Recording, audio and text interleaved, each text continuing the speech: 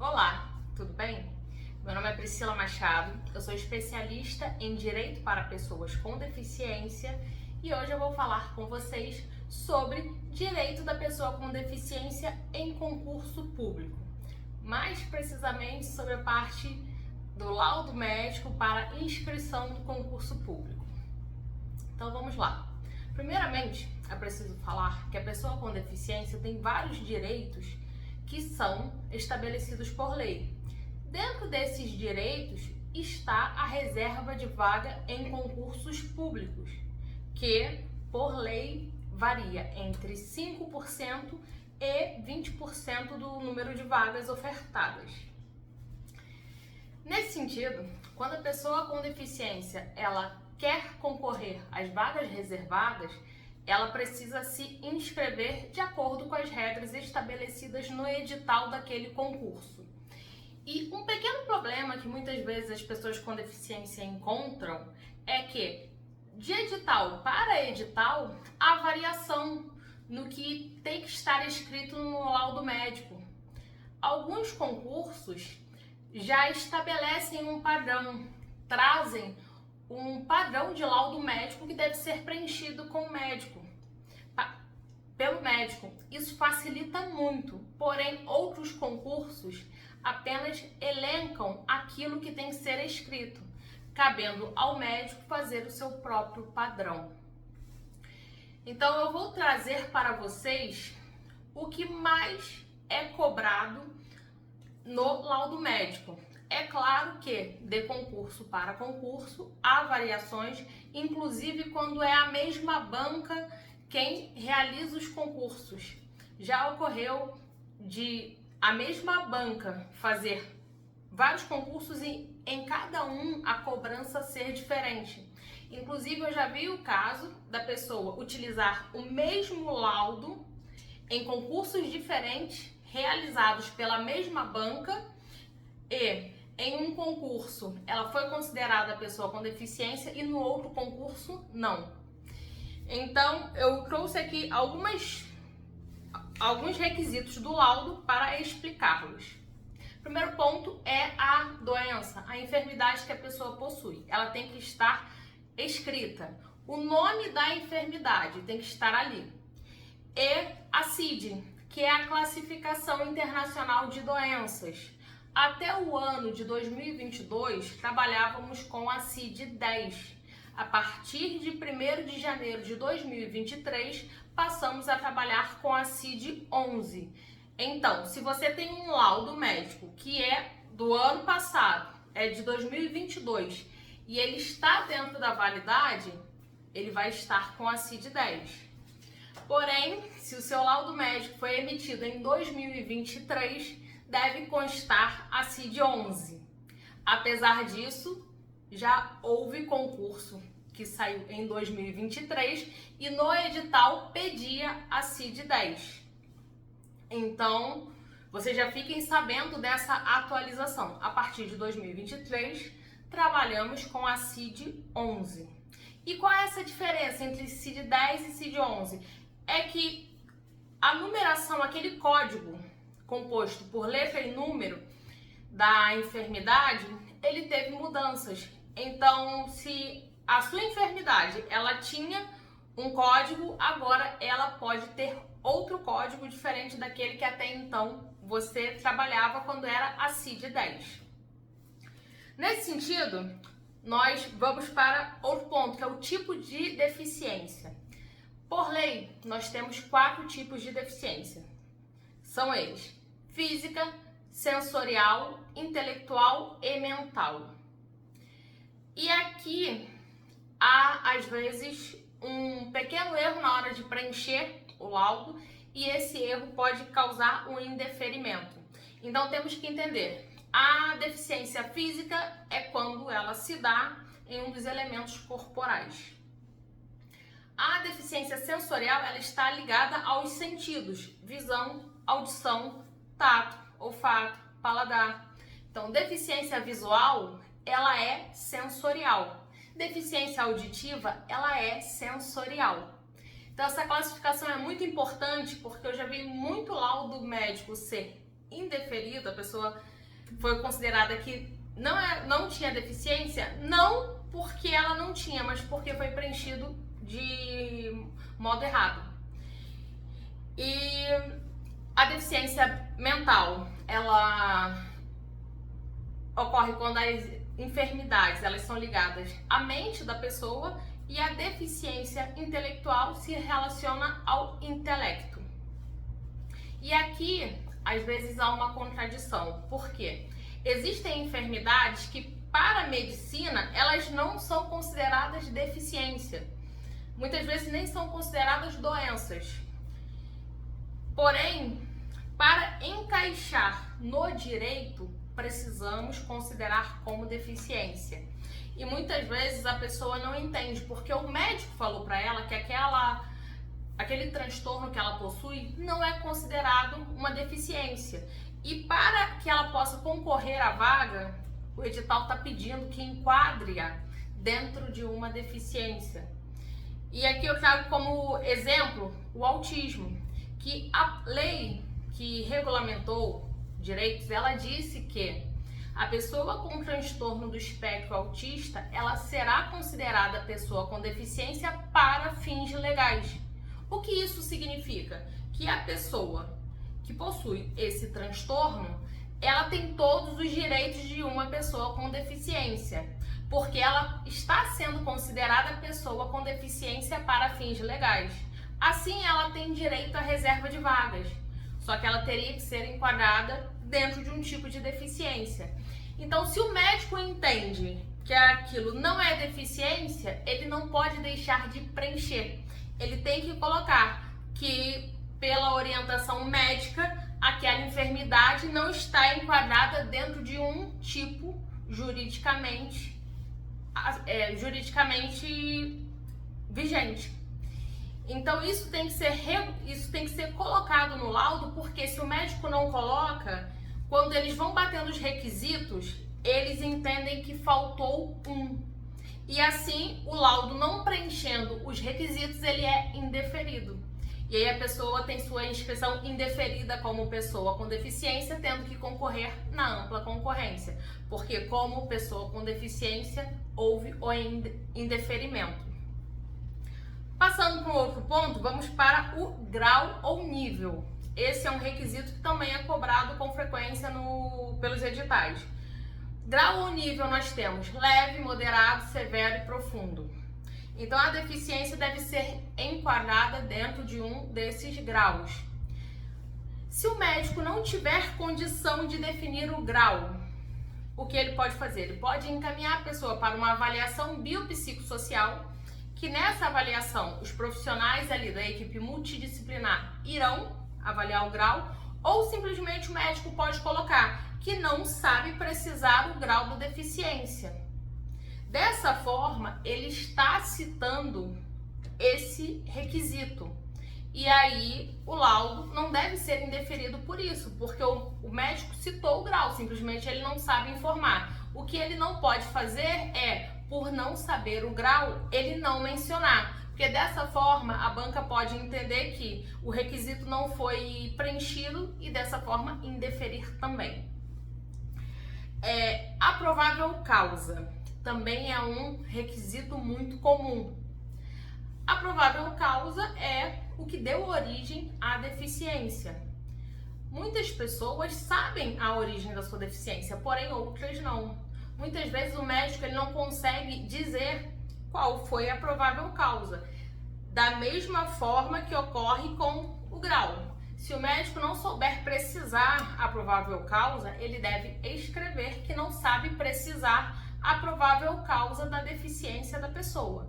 Assim, ele está preenchendo o requisito, ele está citando, apesar dele desconhecer a causa. E aí ele coloca da forma que for mais adequada ao entendimento dele. Ou que desconhece a provável causa, que não sabe a provável causa, que a provável causa está sendo investigada, porque muitas vezes ela ainda está sendo investigada, ainda não foi descoberta. E aí o médico vai escrever. Existem editais que se limitam a esses requisitos que eu já citei, porém outros eles são mais extensos e vêm cobrando outras coisas. Então, eu já vi edital que cobrou adaptações que a pessoa usa e que a pessoa precisa. Que a pessoa usa, por exemplo, quando a pessoa usa uma perna mecânica, quando a pessoa usa um implante para poder ouvir. E isso é muito importante de ser citado porque quando a pessoa vai fazer concurso público, nós sabemos que há toda uma segurança para que o certame ocorra da forma devida, para que não haja fraude. Muitas vezes aquela pessoa que está ali como fiscal, ele desconhece totalmente o que é um aparelho auditivo, o que é uma adaptação que a pessoa com deficiência precisa usar, um óculos diferenciado que a pessoa precisa para enxergar. Então é muito importante que conste isso no seu laudo quando você vai fazer a inscrição, porque você vai informar essa adaptação que você usa para que a banca tenha conhecimento e coloque ali um fiscal sabendo dessa sua adaptação, para que o fiscal saiba reconhecer e permitir que você fique ali com aquela adaptação. Porque eu já vi caso de concorrente que no momento da avaliação teve que tirar o aparelho auditivo. E sem o aparelho ele não consegue se comunicar com o fiscal. Então, de certa forma, prejudica aquela pessoa que está ali para prestar a prova. Quando você informa antes, você pode tanto informar no laudo para que a banca já fique ciente, como você pode pedir condições especiais. Eu não vou entrar nesse mérito das questões, das condições especiais que podem ser solicitadas, porque senão esse vídeo vai ficar muito longo, porque eu ainda tenho vários pontos aqui para falar. Mas é importante informar as adaptações por esses dois sentidos. Primeiro, porque muitas vezes o laudo pede, e segundo, porque você pode pedir alguma condição especial ou até mesmo alguma adaptação necessária. E aí o seu laudo tem que vir constando que você precisa dessa adaptação. E agora vamos à validade. A validade é um requisito que geralmente é cobrado nos editais. Muitos editais eles colocam uma validade anterior e posterior. Já houve edital que veio com validade retroativa, que o laudo tinha que ser emitido até a data da publicação do edital. Então, isso não está correto. Por quê? Como que a pessoa vai saber quais as exigências daquela banca para que ela, no momento em que o edital abrir, ela já esteja com o laudo pronto, sabendo que cada banca faz uma cobrança e inclusive a mesma banca faz cobranças diferentes para concursos distintos. Então, isso não pode ocorrer. A banca ela pode sim o prazo ter validade retroativa, porém, a partir do momento que abre o edital, tem que haver um prazo para que a pessoa possa conseguir o laudo preenchendo todos os requisitos que a banca pede. Essa validade retroativa costuma ser de 1 ano, porém, tem editais que pedem uma validade menor do laudo. Inclusive, isso tem projeto de lei tramitando para que deficiências permanentes tenham ou uma validade maior ou não tenham validade, ou o laudo não tenha validade. Porém, ainda é projeto de lei, ainda não virou lei e, por enquanto, o que continua valendo é que cada banca estabelece a validade do laudo que vai cobrar naquele concurso. E aqui é uma dica minha, que eu sempre falo para colocar no laudo as limitações da deficiência no corpo e na vida da pessoa. E isso tem uma razão de ser. Existem doenças, enfermidades que por si só caracterizam a deficiência, enquanto outras por si só não caracterizam. E o que vai caracterizar é a limitação que a doença causa no corpo e na vida da pessoa. Então, se o médico descreve essas limitações, apesar de, em princípio, aquela enfermidade por si só não ser uma deficiência, com as limitações ali descritas, quem está avaliando tem como saber se aquela pessoa possui ou não deficiência. Eu vou trazer aqui um exemplo para facilitar a compreensão. Um exemplo muito comum que eu dou com frequência é o da hérnia de disco. Muitas pessoas possuem hérnia de disco, mas a grande maioria não possui deficiência. Existe aquela pessoa que tem uma hérnia e não tem limitação nenhuma em decorrência dessa hérnia. O que acontece? Se ela, em algum dia, ela pegar muito peso, ficar numa posição extremamente desconfortável, ela sente uma dor, mas toma um analgésico qualquer e vida que segue, melhora, não tem mais nada. Enquanto tem outras pessoas que possuem hérnia de disco, porém tem dor que irradia, tem dormência, dor intensa e outros sintomas que fazem com que essa pessoa comece a ter privações, limitações. A depender da dor, às vezes a pessoa não consegue ficar muito tempo em pé, muito tempo sentada, às vezes não consegue carregar peso, não consegue carregar uma sacola de compras, não consegue ficar muito tempo em pé e isso acaba prejudicando em vários sentidos da sua vida. Então, essa pessoa que tem limitações, ela é diferente da outra que tem a mesma enfermidade, mas não tem limitações. Então, nesse sentido, é mais fácil caracterizar uma deficiência quando você tem ali a descrição das limitações que a deficiência causa no corpo e na vida da pessoa. Muitas vezes as pessoas pedem um modelo padrão de laudo. Esse modelo padrão, quando a banca dá, excelente. Porém, se a banca não der, não siga o modelo padrão. Vai batendo os requisitos e preenchendo um a um. Por quê? Cada enfermidade, cada doença, cada deficiência, ela vai causar limitações diferentes. A pessoa vai precisar de adaptações diferentes. E se faz um modelo padrão, muitas vezes, para um serve, mas para o outro não. E como cada pessoa é única, cada deficiência é única, é muito difícil fazer um padrão que vá servir para a maioria. Quando a banca se limita, ela faz o padrão, ela já padronizou, ela só quer aquilo ali. Porém, um profissional que desconhece o que a banca vai pedir, fazer um modelo padrão, não tem como, e seria até imprudência fazer um modelo padrão desse, porque as pessoas vão pedir para o médico preencher achando que aquilo vai atender e na maioria das vezes não vai atender. Então, sempre bate os requisitos que a banca deu. Vem previsto no edital cada requisito, segue todos os requisitos, preenchendo todos conforme eu expliquei. Não deixa nenhum em branco, não deixa de preencher nenhum requisito. Porque se você deixa de preencher algum requisito, a banca pode indeferir, ela vai indeferir a sua inscrição como pessoa com deficiência porque o laudo não estava em conformidade com o que foi solicitado. E aí, se a banca der esse indeferimento, o que você pode fazer? Recorrer.